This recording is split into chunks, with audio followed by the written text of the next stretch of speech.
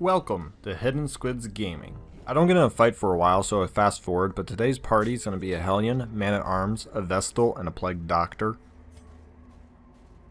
My first fight is a rather stress-heavy fight with the Madman and the Acolyte. She's going to start off with a stressful incantation right away. And a side note of why my Man-at-Arms is already starting around 30 stress is I took him in another dungeon before this, so he accumulated some there where my party also didn't have the greatest stress heals. We'll go over that later, but that is one of the weaknesses of this party, not having a lot of stress heals. I'm trying to stun the back row so they don't do the stress like they're doing right now. And one more thing you may notice before we get into this is a lower level run. These are all level 0 resolves, level 2 resolves, so you'll notice some of them have 3 level kit gear. That's because I took them out of the caravan and they already had it.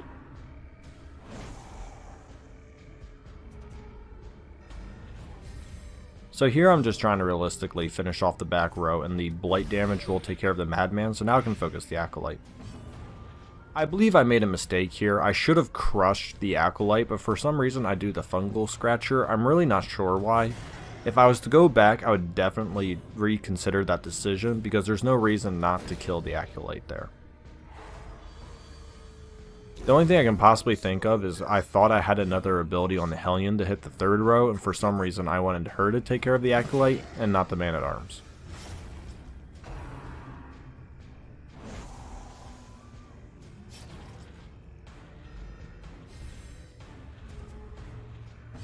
I'm going to try to add some more dot damage to the Acolyte so she can die on her own terms rather than me doing another attack. So next turn she will die, I won't have to use an attack. I'm fortunate enough that the ability is an Eldritch Push and it also fails, which means I don't take any stress, because she could have done Stressful Incantation on my Man-at-Arms again and that would have just been more stress, which is not helpful for me. So now we're just going to finish off the Fungal Scratchers. One gets DOT'd out, the other gets slashed down. If the Acolyte goes before me, she'll die. If she doesn't, she'll then die by the Crush. So that's a pretty good fight. Unfortunately, I get a +4 dodge and -1 speed trinket. I'm just going to put it on now because I would like a little more dodge on my Man-at-Arms.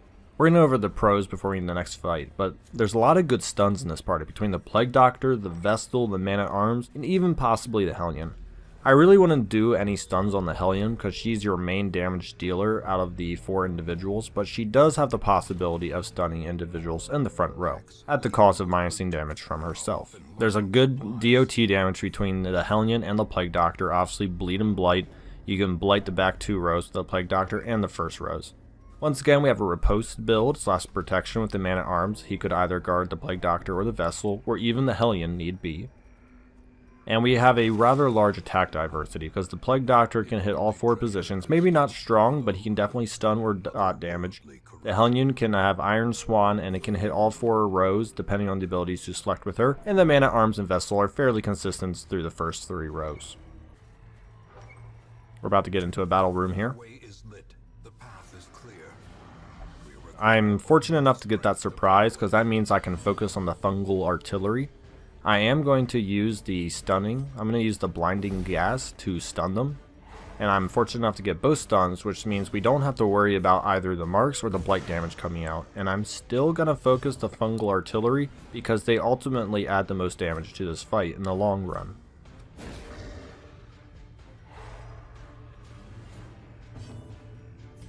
As I said before, I'm not going to divert damage away from the Fungal Artillery. The Scratchers really aren't that strong, and as you can see, I had 3 of them stunned, which means I'm going to hardly take any damage. And now I'm going to keep doing the Plague Grenades in the back row, so I can hopefully get some dot damage on them. And I get on the one weak one, which is nice, because now I can crush the other one with more health. Confidence surges as the enemy crumbles. I'm going to try to stun the front row again, and this time I resist. That's okay. It would have been nice to get that, but I dodge anyways. Now that the Fungal Artillery's gone in the back, this is just going to be mostly a chip out fight, so I'm going to use some of my stronger abilities and add some dot damage to get this fight over quickly. During the remainder of this fight, you'll see me use some abilities, but the fight's pretty straightforward, just dot damage. The cons of this party is there's really no burst damage. The Hellion has the strongest chance to do burst damage in the sense of criticals and ending people in one hit. The Plague Doctor and Man at Arms certainly aren't going to do it, and the Vestal is more of a healer and stunner than she is going to be main damage. As I said before, there's no stress heals. There is stress reduction with the Man at Arms, but you have to be careful how much stress damage you take, and definitely focus individuals who can do massive stress damage. This party has very bad mobility, and I didn't put on any skills or abilities to make people move as well. So if this party ever gets scrambled, it might take a turn or two for people to return to their proper positions without doing damage at the same time. And finally, there's no protection debuff on the team I picked, which means if there's a rather large HP pool, I would have to rely on dot damage to eventually take it out, and that's not always the best way to do it. I also have no reliable pool, but I get away with that because of my attack diversity in my pro. So this time we have 2 acolytes, which means I'm going to take a lot of stress damage. And they start off with already doing a stressful incantation, so I need this blinding gas to stun both.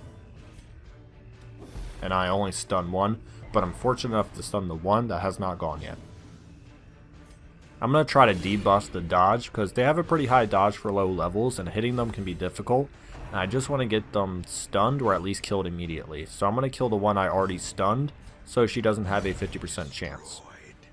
As you can see, I'm prioritizing those stress dealers because I can always heal damage I'm taking.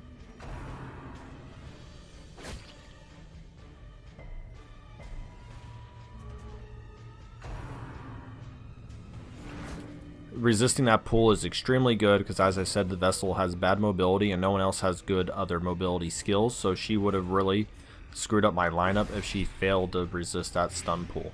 Now I'm going to try to stun some of the guys in the front so I don't take the physical damage.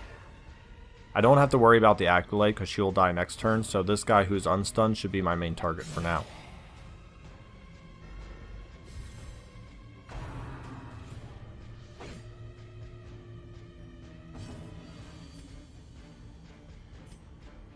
I was debating to use Retribution or Crush there, and I just decided to go with Retribution just in case things go sour with the other brawler.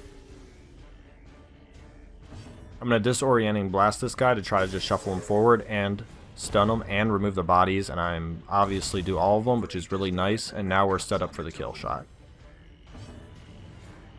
Once the Hellion gets to go, this fight's over. I heal up because I have other rooms to go to, but this video will be done after this one. I killed that light so I can get some extra loot. As you can see, I got some gems and some extra gold. Thank you for watching. Let me know what your favorite party composition is, and see you on the next video. Like and subscribe below.